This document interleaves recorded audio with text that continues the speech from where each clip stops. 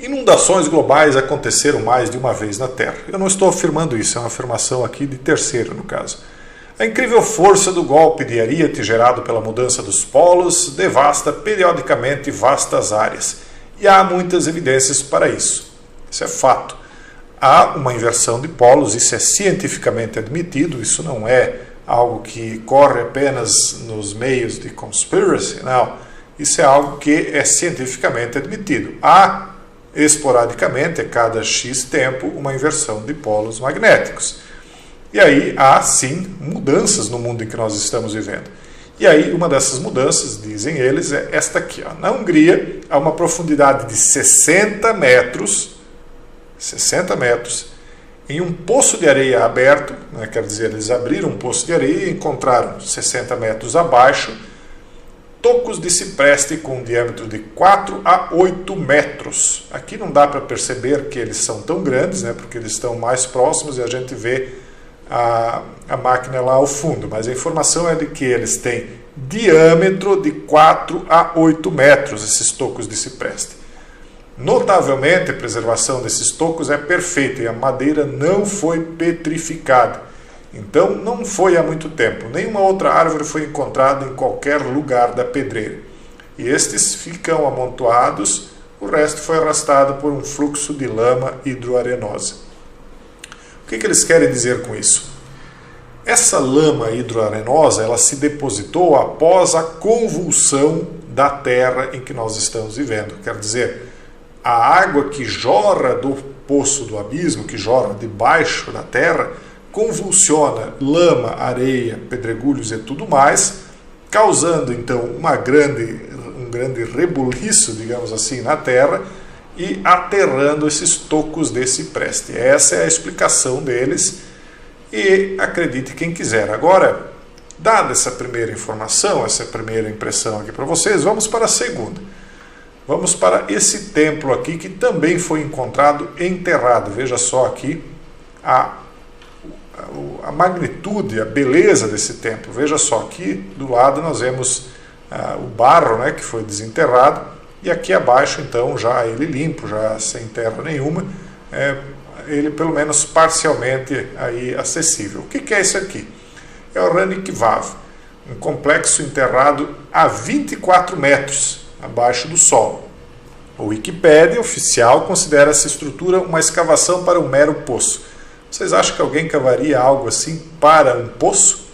Teria todo esse trabalho escultural, inclusive, para fazer um mero poço?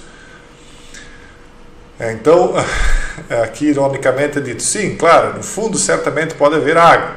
Lógico, você tem aí algo que foi soterrado 24 metros abaixo do solo. Veja só aqui o tamanho, né, das seres que estão aqui. Imagino até que são pássaros, pombos, imagino eu, né? Para você ter uma ideia de tamanho.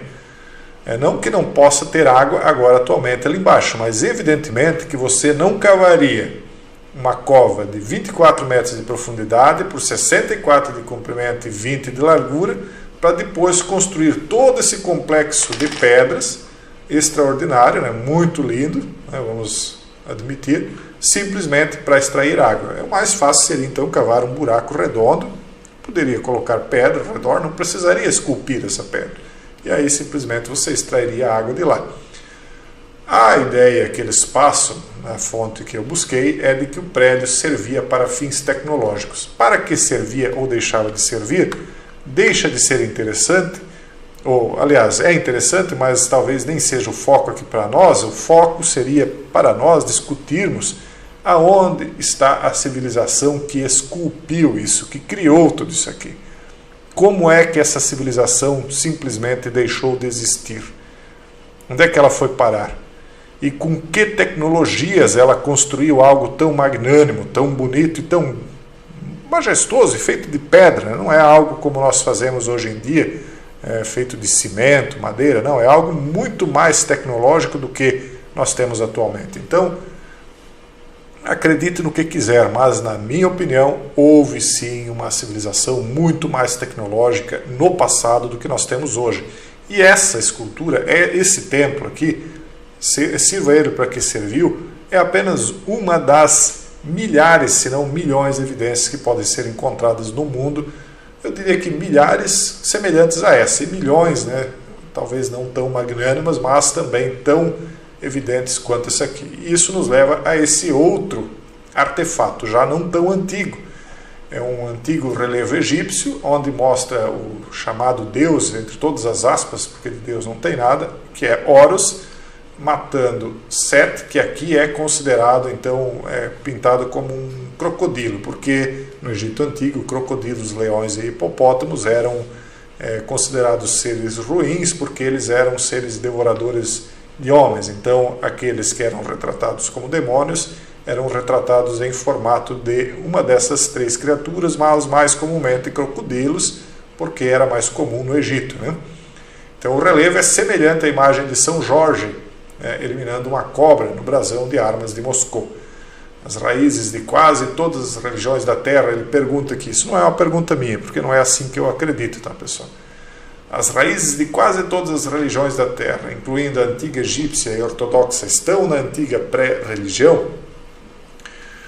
Não é assim que eu acredito, por quê? Porque se você considerar que a maioria das religiões é uma coisa só, então você não pode dizer que a maioria ou de quase todas as religiões, porque só existem duas religiões: as religiões de vertente pagã, que simplesmente foram se ramificando em várias outras, e a religião divina, né, que foi aquela que foi ignorada pela maior parte da humanidade ao longo de toda a história da humanidade. Então, quando nós vemos essas mesclas de imagens aqui, isso ocorre inclusive também no cristianismo, isso é aquilo que é chamado de sincretismo. Agora, se uma coisa veio primeiro ou outra, fica a cargo de vocês aí decidirem.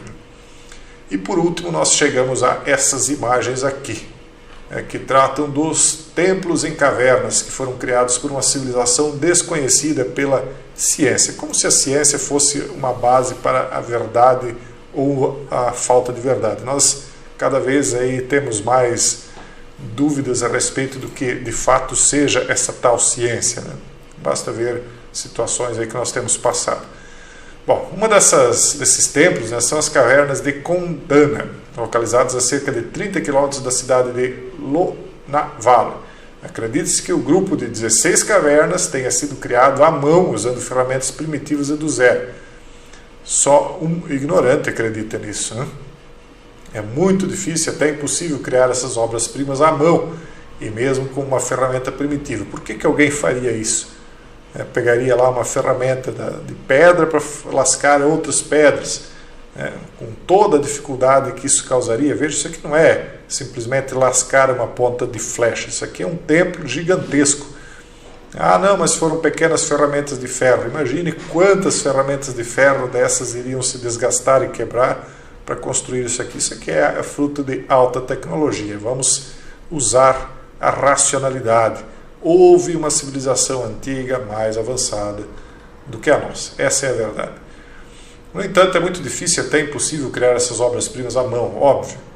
Isso levanta uma questão completamente lógica. Quem criou essas cavernas? Muito provavelmente era uma civilização desconhecida da tal da ciência, né, que possuía alto conhecimento e tecnologia. Não há dúvidas disso, pessoal. Basta que vocês olhem, procurem evidências. As evidências, se vocês não quiserem chamar de provas, né, estão no mundo inteiro e são esfregadas embaixo de nossos narizes o tempo inteiro. E quando nós vemos coisas como esta aqui começando a surgir, nós começamos a lembrar também que coisas muito mais tecnológicas do que estas aqui criaram coisas assim, muito mais tecnológicas. E tecnologias muito mais avançadas acabaram soterradas embaixo da lama sem deixar vestígios. Por que é que vocês acham que isso aconteceu? E será que isso está prestes a se repetir agora de uma maneira diferente? Em breve, muito provavelmente, nós saberemos.